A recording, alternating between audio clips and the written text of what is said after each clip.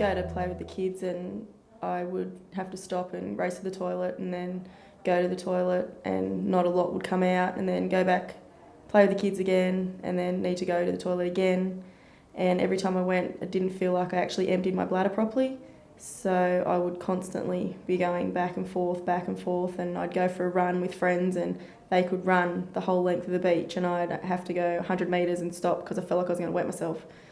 So I just couldn't deal with it anymore. So it's been happening for a while. I've suffered cystitis pretty much my whole life. So it's just an ongoing thing that I've put up with and just had enough. Bladder infections because I wasn't emptying my bladder properly, and had cystoscopy from, I think I was 12 when I had the first cystoscopy, and yeah, so just urinary tract infection after infection after infection, and no one ever put it down to that my bladder wasn't emptying. It was just always, oh, you've just got another infection. So it's just hard. Like, you go to the shops and you've always got to know where the toilets are. You've got to make sure that wherever you go, you know where you can get to the toilet as soon as possible, because if you needed to go, you had to go. So not much fun. I would do my pelvic floor constantly, and always, every time I think about it, even at work, I would, clench tight and go into the toilet, trying to, stop myself from going to the toilet to try and tighten them. And it just wasn't getting any better. And then I had my 2 children, and then it went downhill much quicker. Went to my GP and asked for a referral to see someone about it. And I was referred to Prem. Came here and he then organised to have the scan done to find out how far prolapsed I was.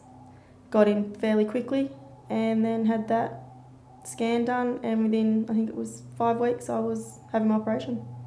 I went into hospital at 12 o'clock, operated on at 2, woke up in recovery at 4, and I was home by 6 o'clock. So it's quick.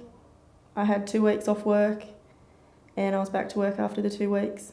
Like, first time I went to the toilet, it was the flow of my going to the toilet was a lot slower, and I felt like I was in the bathroom for a lot longer. So I could tell that my bladder was emptying, where before I would be in and out that fast.